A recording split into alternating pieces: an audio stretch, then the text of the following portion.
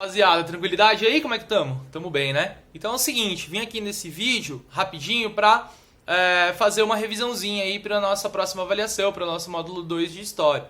E eu já falei isso pra vocês, né? Mas eu retomo aqui, já que é a nossa videoaula de revisão, que essa avaliação ela tá muito menos conteudista e factual, tá? Então eu vou comentar algumas coisas que eu vou cobrar ali de vocês, mas atentem-se muito aos comandos das questões.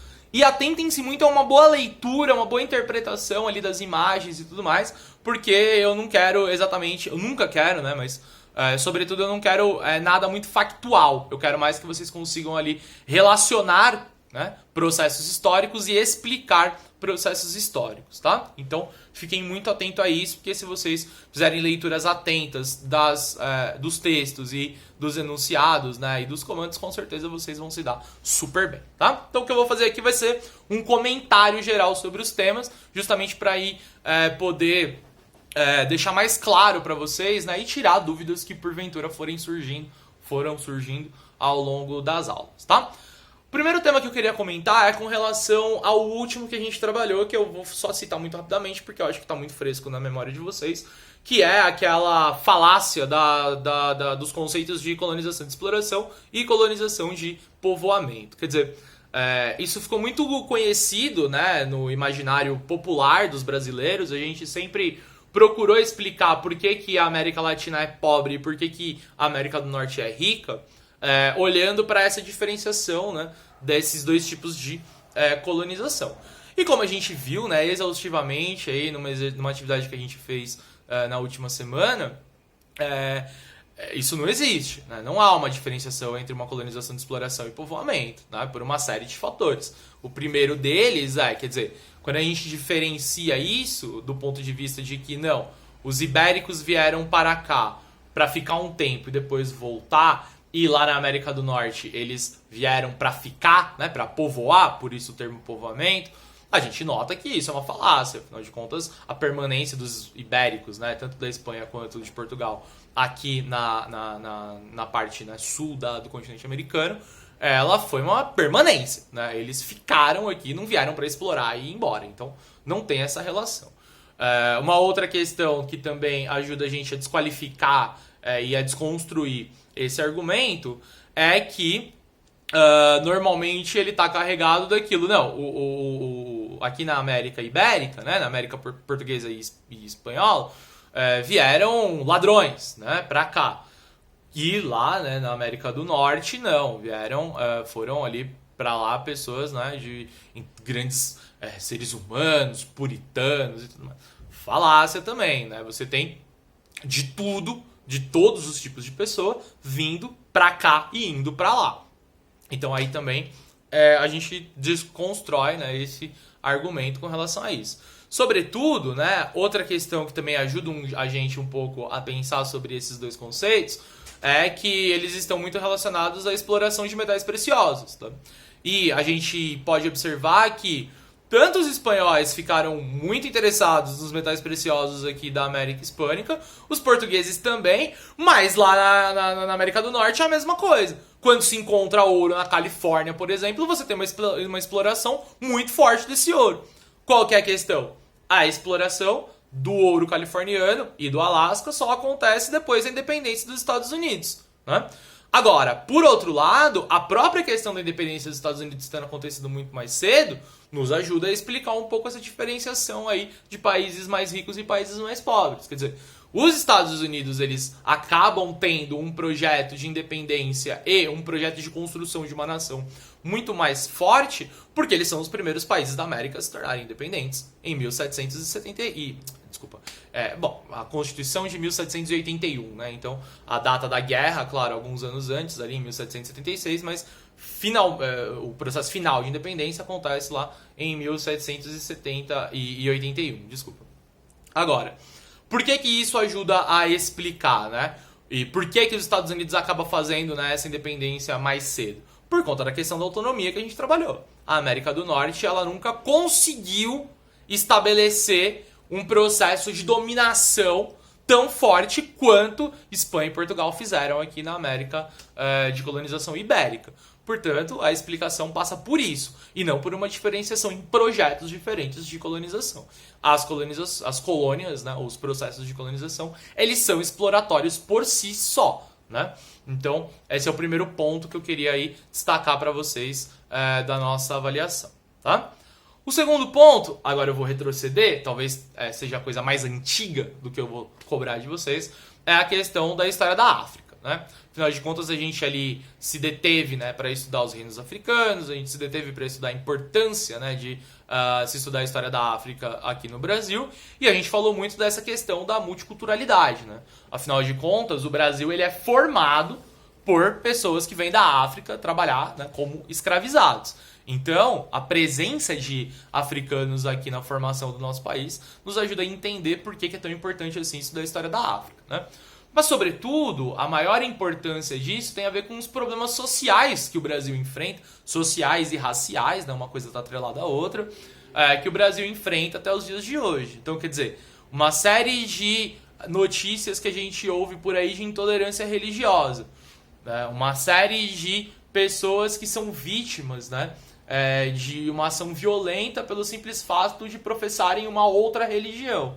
Isso é um problema enorme dentro do nosso país e o ensino de história da África nos ajuda a tentar resolver esses problemas. Então tem uma relação direta entre o fim da intolerância religiosa e a necessidade de você conhecer, né, com mais cuidado a cultura africana, tá? E é óbvio, né, que a gente também poderia ter outras ações ali que vão ajudar a gente a combater, né, essa questão do racismo estrutural. Quer dizer, uma jurisdição, né, um conjunto de leis que fosse mais categórico, né, que de fato ajudasse nesse sentido, com certeza seria útil para que a gente acabasse com essa intolerância religiosa, né, um conhecimento e uma valorização maior dessas culturas, né, produções de filme que nos ajudariam, né? Então, a conta não precisa ser exclusivamente ao ensino de história ou à educação de maneira geral. Mas, sem dúvida nenhuma, a educação tem um papel fundamental ali para resolver esse problema social do Brasil. E é por isso que a gente estuda a história da África aqui, né? Bom, e agora a gente pode partir aí para falar um pouco, né, sobre um tema que ainda vai ter, né, de resquício do primeiro módulo, né, que é a questão das grandes navegações, mas, sobretudo, a questão das grandes navegações relacionada ao processo de colonização. Então, quer dizer, as grandes navegações elas são importantes para a gente entender todo um contexto econômico e político que está ocorrendo na Europa, mas, sobretudo, importa muito para a gente relacionar as grandes navegações na expansão marítimo-comercial europeia com o processo de colonização aqui na América Portuguesa e também na América Hispânica, né? Me concentrar um pouco mais na América Hispânica porque foi o tema que a gente trabalhou nos últimos meses, né?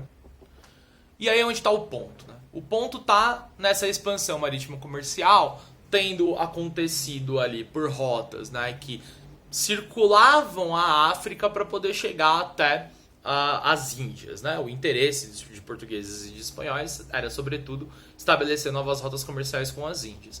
Agora, o ponto é, ao empreender essa expansão, os portugueses eles acabam ali entrando em contato com a África e estabelecendo feitorias na África.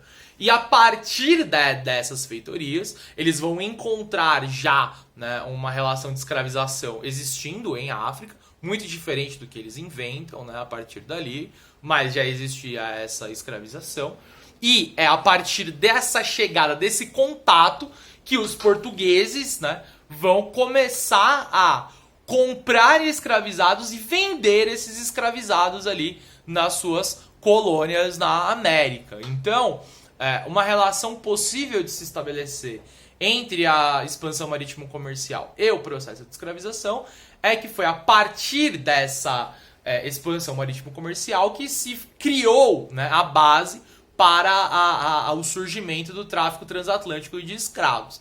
Então, esse processo que tinha como objetivo central chegar até as Índias, estabelecer novas rotas comerciais até as Índias, ele acaba também criando condições para que se estabelecesse, né, o tráfico transatlântico de escravizados, para que se criasse ali, então, um dos maiores crimes, para não dizer o maior, da história da humanidade.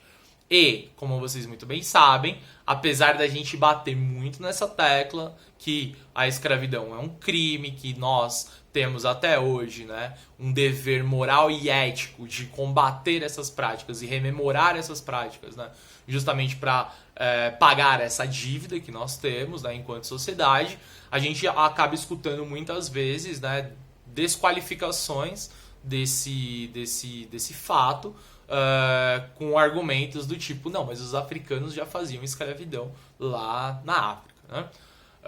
Sim, assim como os romanos, assim como os gregos, assim como os egípcios, assim como grandes civilizações fizeram, né, usaram o trabalho escravo ao longo da sua história. Isso justifica? Não justifica.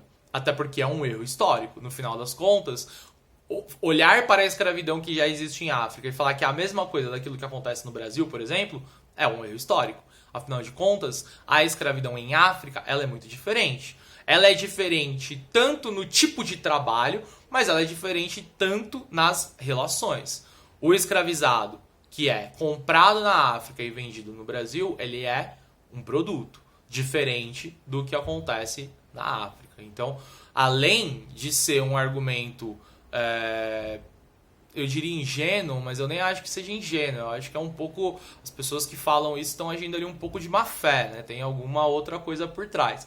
Mas é um erro histórico, né? Falar que já existe escravidão na África é um erro histórico quando se compara com a escravidão que os portugueses vão implementar no Brasil, porque são tipos de escravidão completamente diferentes, né? E já que a gente está falando de escravidão, cabe a gente comentar também aqui um pouco sobre os regimes de trabalho escravo que foram estabelecidos aqui durante a colonização dos espanhóis na América, né?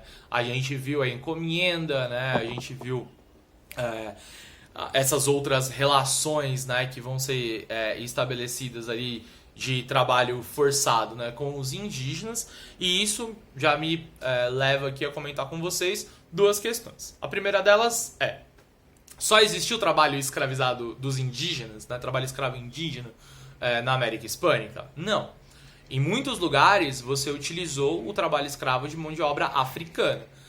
Onde e quando e por que você usou, né, esse tipo de mão de obra escrava que vem da África? Sobretudo nos lugares em que você teve uma morte mais intensa dos indígenas. Então, quando faltou mão de obra indígena, buscou-se, né, a mão de obra africana para trabalhar como escravo. E isso aconteceu, sobretudo em países como a Colômbia, sobretudo na América Central, né? E aconteceu com bastante força esse tipo de trabalho. Mas, quando possível, os espanhóis estabeleceram o trabalho escravo da mão de obra dos indígenas, né? E essa relação ela era um pouco diferente. Quer dizer, você não tem, como você tem aqui na América Portuguesa, a compra dos escravizados na África e a venda para os senhores de escravo, né? Você tem uma relação, e aí eu vou destacar a encomienda, sobretudo, que é aquela relação na qual o indígena ele teria que trabalhar para um encomendeiro, né? Para um fazendeiro que vai... Fazendeiro não, né? Mas um explorador ali de minas de metais preciosos, em troca da sua catequização, né? Então, quer dizer, a encomenda ela deve ser vista nessa forma, né? Ela é essa expressão, ela é essa relação de um trabalho forçado como pagamento, como se fosse um tributo, como se fosse um imposto. Imposto para quê? O que o indígena está trocando? Ele está trocando o seu trabalho por catequização. Se a gente é desavisado, se a gente não olha direito para esse processo, a gente pode pensar assim: mas que burros, né? Vai trocar, vai ser escravo e além de tudo vai para ser catequizado? Como assim?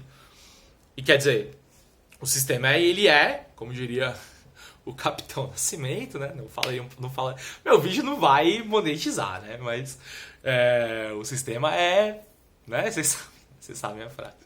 E o sistema ele impede completamente que o indígena, né, possa viver dentro dessa relação.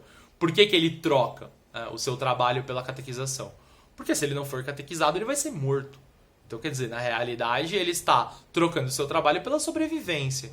Então, não tem uma questão de burrice aí. Tem uma questão de que a violência do explorador, a violência do colonizador, ela é tão forte, ela se introjeta em tantas nuances, né? Ela cria uma instituição tão fechada que o indígena não tem como escapar dela. Portanto, é aí que a gente consegue compreender um pouco mais, né?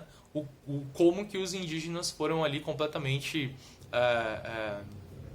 dominados, né? E conquistados por esses espanhóis. Conquista essa, né, que acaba sendo estabelecida de várias formas. Então vou aproveitar já aí esse andamento do vídeo para comentar também um pouco nessa relação de conquista, né? Quer dizer, você tem as armas? Tem, com certeza. Você tem cavalo, que ajuda muito, né, no deslocamento? Tem também.